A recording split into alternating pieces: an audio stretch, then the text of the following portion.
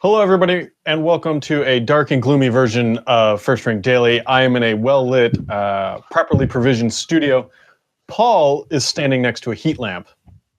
Paul is laying on his bed, which is one of the final items of furniture that has been not moved from my house.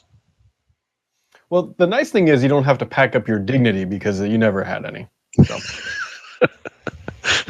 Plus, could you imagine the fees that would incur?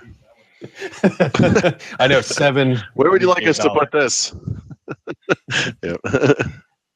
Right into the blender. Right into the blender. Couple quick exterior notes, whatever the hell you want to call them. Paul, did you register for Ignite? I did. My room just got darker somehow. It's actually, to be fair, I mean, I'm using the built-in camera and the Surface, which is probably a mistake. But it is, in fact, dark and gloomy here today. Well, it's also not helping that you're facing the wrong way of a window. You should have the window. Yeah, I know. I've heard of the backlighting effect. There are windows in this room. Sorry. I still haven't figured out physics. Maybe once I get among the things that have been moved are the drapes. So we don't have anything covering the windows except for some blinds, which are useless. Well, I would be apologizing to your neighbors now. Well, I guess you're never going to see them for a while, so that doesn't really matter. Screw those guys. We're leaving. But as Paul poorly alluded to, we both did register for Ignite, which takes place September 25th through the 29th. We'll both be there doing First Ring Daily every day, I believe at 1 o'clock. Well, not every day. That's a lie. On Monday and Tuesday from 1 to 2 p.m. Eastern time. Right. And should we tell them that we built an extra day into the schedule? We did. Why did we do that, We're going to go to a happy place. It is, this will be interesting. Why is it so dark? Why does that happen? Because you put a light object in front of your face, in between you and the camera, with a lighter background. One day you'll be a professional. Let me see how cameras work, Paul. I'm going to buy a book on iPhone photography. Will that solve my problems?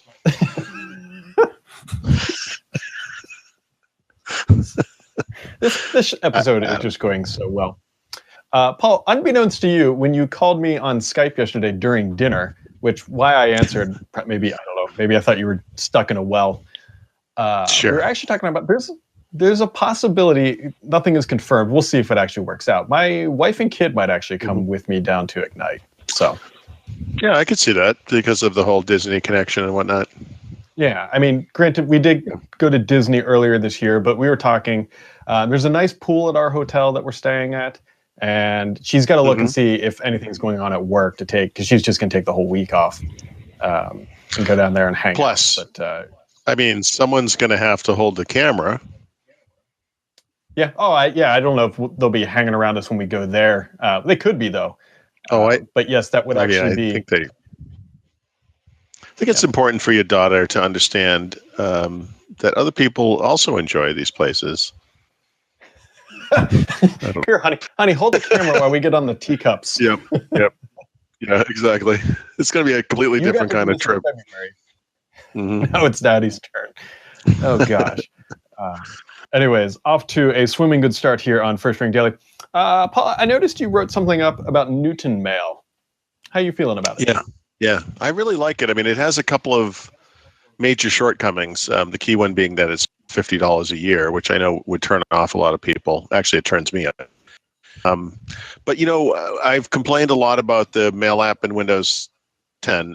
Last week, I can't remember why, but I broke out Outlook 2016 for the first time in a while and hated myself immediately for doing it. And you and I talk about this kind of stuff a lot, what apps you use for different things and so forth. And I've been using the Inbox web app, the Google Inbox web app for email for a long time. And I use the Inbox app usually on phones too. And I really like it for its kind of minimalist UI. You just kind of get in, get out, you do your thing. There's only a couple of things I ever need to do with an email. It's like you read it, you archive it, you delete it, you reply to it. I mean, it's basically it. It's really nice. And This is a native Windows Store app for Windows 10, which is really cool. minimalist UI. It's even more minimalist than Inbox. It's got great keyboard shortcuts, like super easy to figure out immediately, super efficient. And then some higher end features I'm never going to use, but I think it's fantastic. Like I really, really like it. I wish they had a calendar app, because it's kind of goofy to, because you have to have some other calendar thing. So it's like I could use Google Calendar on the web. I could use the calendar app in Windows 10, which I don't find objectionable, but either one of them kind of looks like this app. So that it's kind of a weird, jarring difference. But anyway, I think there are a lot of people who find Outlook 2016 to be too much, and then the Windmail app to be too less. Is kind of a neat thing right in the middle, and it is expensive. Yeah, so I'm actually using it as well. I'm actually downloading it as we speak because that's what is good to do on a live show, is to suck up more bandwidth. I'm actually downloading it on this machine right now. The big advantage, and you will get a lot of use out of this too, the app, and it's embarrassing that Microsoft's app doesn't do it, is that it syncs all your settings and everything to when you set it up on a device. That's right. Yeah, and so it runs on Android and iOS and the Mac. They don't have a web client, which I find to be a little odd. I think that's something they should kind of figure out. But yeah, there's something to be said for consistency too. That's one of the things I like about Inbox. It looks and works the same on mobile as it does, say, on the web, like on a PC. If you use Microsoft Outlook or the Mail app for Windows 10, and then you go to use Outlook for mobile, those three things don't look anything like each other and don't work anything like each other. And I would say of the three, actually, the mobile client is by far the nicest one. In fact, I wish they would bring that to Windows 10. But this kind of hits on, I would say that Newton is very similar to mobile in its look and feel and its kind of simplicity. But it's consistent across all the platforms they use, which is really nice. Yeah. If this app was $10, I would have bought it by now. It's the $50. But listen, even at $50, $50 once, I probably would have bought it already. $50 per year, I'm like, I gotta spend some more time with it, especially on mobile. We'll see. I don't know. I just can't anticipate spending that much on something like this. Yeah. Yep. So anyways, I want to do a quick follow-up about something I was playing with earlier. So if you remember, I don't know, a couple of weeks ago, SwiftKey put out an update. I'm like, you know what? I'll give SwiftKey a try. That led down to a road that led to Google's Gboard. And oh boy. I hate to say it, Google's is much better than SwiftKey. It really is. So I agree with that, actually. Gboard is the default board on the Pixel, and on modern Android devices. And I actually, it goes to that consistency thing again. I go back and forth between platforms, and when I go from iPhone to Android, having that same... Sorry, what did I say? When I go from Android to iOS, I guess I'm not sure what I said. Having that consistent kind of experience with the keyboard is actually really helpful. So I use Gboard as well. And it's not even the consistency for me. It's the predictive text appears to be better, but more specifically, so I use whatever they call shape writing, whatever the hell you call it, where you drag your finger around and write the words. Google's is almost scary accurate. So, yeah. It's not perfect though. I don't like the little Google icon that you tap for search. I don't know if I'll ever use that. Like you go to search for something and it gives you like half a window, and it's completely pointless. I know they want more people searching, but I wish I could get rid of it. And then the other issue is that the emoji icon is also next to like the little earth icon, allows you to change keyboards, and I end up tapping the wrong one 50% of the time. Me too. Yep. Everything you just said, yes. But so I'm trying to log into Newton Mail. I hit login. Great. It doesn't say your password's incorrect. It says, please check your internet. Yep. Anyways. And what did you write today, Paul? I honestly haven't read this. You said putting Surface reliability into perspective. What was that about? Yeah, so I can't remember the last time we talked on the show and whether or not I'd communicated this or not. But a couple of things have come up in the wake of that report that I wrote on Sunday, I guess. Sunday or Monday, I don't remember anymore. Sunday. I feel like this kind of brings everything together. And so there are two big buckets here. One is the Skylake thing, and the other one is the Lenovo story, where Satya Nadella sat down with some guys from Lenovo. So I had reported earlier, and by earlier, I mean like a year and a half ago, that the problems that Microsoft had with Surface Book and Surface Pro 4 were related to Skylake, the chipset from Intel, and were basically Intel's fault. I had since then received, and I got that information from very high-level Microsoft execs, speaking on background. I have since then received information from a source I trust very much, saying that the problems were in fact caused by Microsoft, that the hardware team responsible for Surface actually did a bunch of goofy things with their firmware and drivers and everything, and that was the problem. As it turns out, both of those stories are in a way correct because they only tell half the story. Intel and Microsoft both have blame here. Intel did deliver its buggiest ever chipset in Skylake, and one of the things that was broken in it from the get-go was instant on or connected standby, one of these big Windows 10 power management features that, of course, Microsoft, with its first Windows 10 PCs, wanted to really promote.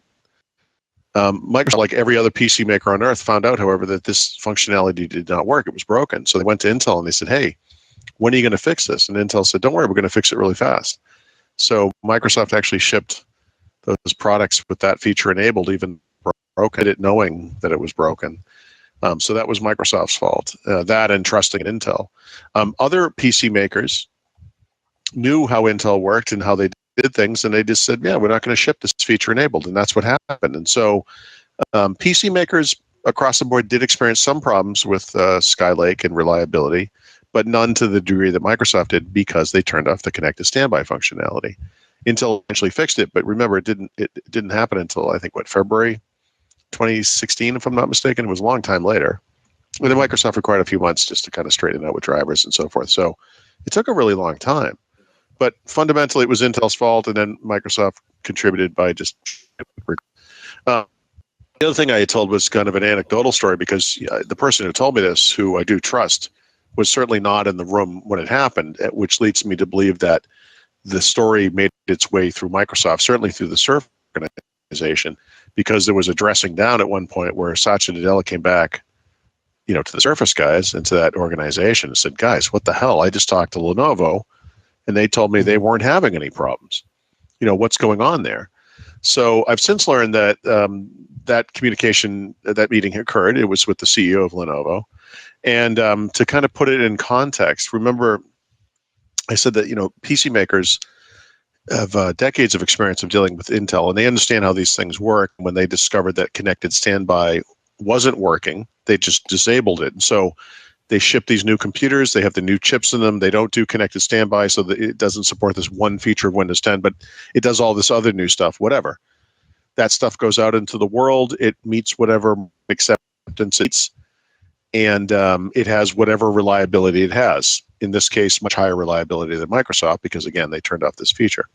But why on earth would the CEO of Lenovo have any information at all about that kind of an implementation detail? He hasn't learned that there's always bugs in Intel chips. He doesn't need a memo that explains how this particular thing doesn't work. All he knows is we're selling new computers, and they're selling really well. And, oh, look, the reliability data is exactly where it should be. So, when Satya Nadella comes back to a person like that and says, hey, how are you guys dealing with this stuff? He's like, I don't know what you're talking about. Everything's fine, because everything was fine, And I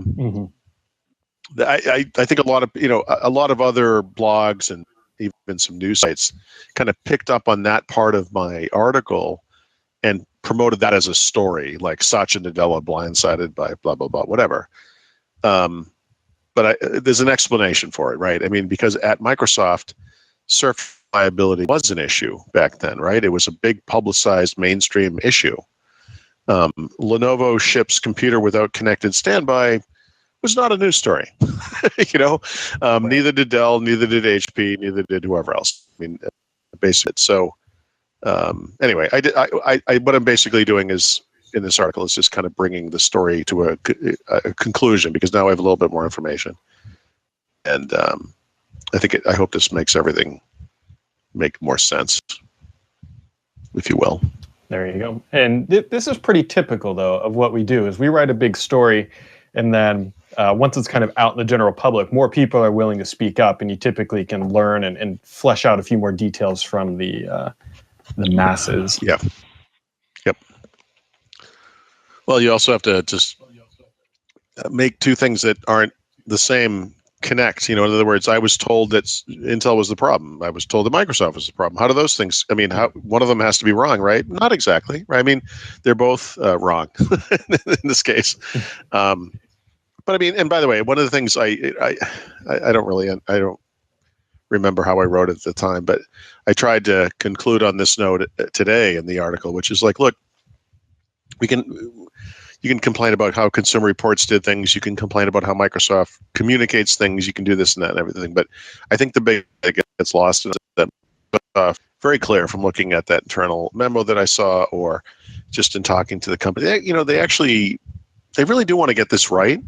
And they admit that they had problems, and they believe that they've gotten those problems behind them, and that they matter. And they do care. I hate the way they say it. I think in the memo, the Panos Panay used the term something like the customer's journey of ownership or something. And it's like, but whatever the language, they really do about the people who buy these products, and they care about these products and about getting them right. And I hope that's clear, because regardless of whatever issues they had, they do want to make it right. And it seems like they are. So there you go. You heard it here third. Yep. Anyways, on Fridays, we tend to take a look back at some of the comments on the site, and there were quite a few this week. Paul's Surface story about reliability had a big one. User BMCM, and this is somewhat saddening, says, I went through great lengths to get my hands on a Surface Book the day after the launch and couldn't find any, but I was able to get one early on. And I was punished for my believing in Microsoft's hardware and then he goes and lists the massive issues. Disconnection of the Surface base, having to attach and retouch, and everything else we've known. And he has probably one of the longest comments I've ever seen on Thurrott.com, listing everything out and how it's kind of progressed over that journey of the life cycle of the product. The journey of his ownership. Just one thing, I mean, to that, again, Microsoft was in a place. They like everyone else saw the bugs in Skylake and that it broke this feature. They were just about to start selling their very first Windows 10 computers. If Microsoft shipped Surface 4 and Surface Book without support for the newest version of this power management technology, people like us would have called them out on it, just like people like us today call them out for not using USB-C or Thunderbolt 3. Why are you not using this major new technology that your operating system supports in your own products, right? I mean, that would have looked really weird. And so, they went to Intel and they're like, you're going to fix this, right? And they said, oh yeah, don't worry about it. And they did like 6 months later, but it's a tough spot to be in. And I guess we could argue they made the wrong choice. Next comment comes from, I can never know how to say his name, HRLNGRV. He's on the Fluent feature design focus on the Fluent design coming to Windows 10. He said they should have called it Frosted Arrow. Yikes. Yeah. You know what? I hate to even say this, but I saw a screenshot from Mac OS, and the effect of the transparency on Mac OS today on modern versions of Mac OS looks exactly like acrylic. It looks exactly like acrylic. Like if you bring up, remember in Mac OS 10 in the early days was the transparency was way off. Like it was way too transparent, and then it got really muddy looking and stuff. And they went through these issues trying to get it right to look really nice. Microsoft later did the same thing in Windows Vista. But today it looks nice. It's got a nice kind of professional look to it. It's subtle, whatever. It is exactly what acrylic looks like. It's a little strange. Or is it? Ooh. Last comment comes from Mike Gallos about Windows 10 Pro for Workstation. He says, this is actually fantastic news. The people doing serious scientific and engineering computing had been screaming for this for a while, and now OEMs will be able to deliver with higher-end hardware. Yeah. Let me ask Mike Gallus a question. Were these people screaming to pay more for it too, or were they just screaming for the functionality? Just one. Nothing a little grant money can't fix. I mean, to me, this stuff should just be, you just get it with Windows. You're paying for the hardware. Yeah. I don't understand why this has to cost more. Yep. They're flipping switches and software. And that will be coming out with the fall creators update, so we'll be learning, I guess, more about the availability, but it's supposed to be here, I imagine, probably in the next 6 weeks or so. Yep. Paul, last question for you. Bing.com recently had an image, and I'm pretty sure there wasn't an Eclipse on it. Yep. Did you spy this? There's a photo of it on Petri.com today. It's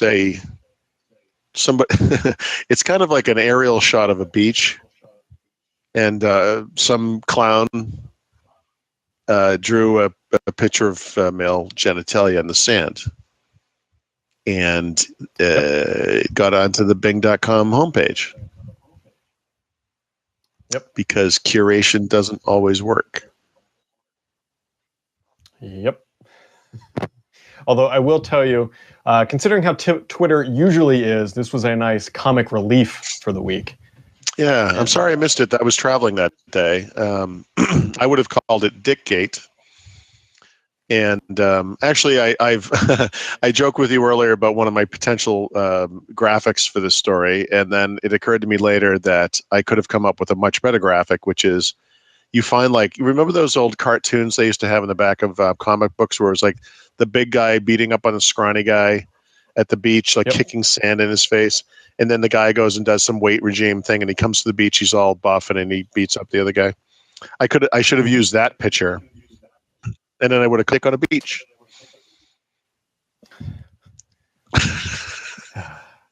So, Paul, is it fair to say this is going to be the last podcast from that house? No. Actually, we will be here on Monday, and I'll try to do something better than lay on my bed. Oh, we're not doing it Monday. We're doing it Monday? Yeah. We're not. Then we're yes, Monday, this Tuesday, is it. Because... That's right, I forgot. Because of the eclipse and because Suncast is going to go to meet his vengeful god.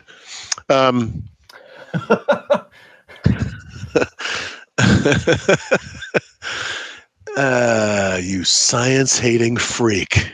No, anyway. Yeah, and this is it. Because on Tuesday, we close in the house and we drive to Pennsylvania. So Wednesday, I will be, in the new house. Yeah. So, well, bid that house a fond farewell for us. And you got anything else for today, Paul? I will. Well, yeah, actually, Brad, see, my understanding is that you want to go golfing today? So this is how it's going to be. Is that correct? I just have a short 35-minute story I'd like to tell. See, the reason why this is hilarious is that there's a small window of time where I can get there and play. I'll only play 9 holes. I can probably do it in 2 hours and get home before my wife does. Let me ask you one question. Let me ask you one question. Yep. I know you recently got a new set of golf clubs. I did. There are some clubs. And haven't an opportunity to use them yet. Oh, yeah, I've used them a bunch. I would not. I mean, a bunch, I say. Okay. Yeah, I mean, I've used them to play. I haven't played 18 holes with them yet. I'll probably, I'll play 9 again this weekend. Maybe next week I'll get to finally play 18. But I've gone to the driving range quite a bit with them and slept with them at night. So. Well, I will not belabor the point then, Brad. I'd like you to enjoy your Friday. Same to you, Paul. As a reminder, everybody, we will be off Monday and Tuesday, but Paul will be back with superior lighting on Wednesday, and the show should return to a semi-normal cadence after that. As always, have yourselves a wonderful weekend, and we'll catch you next time.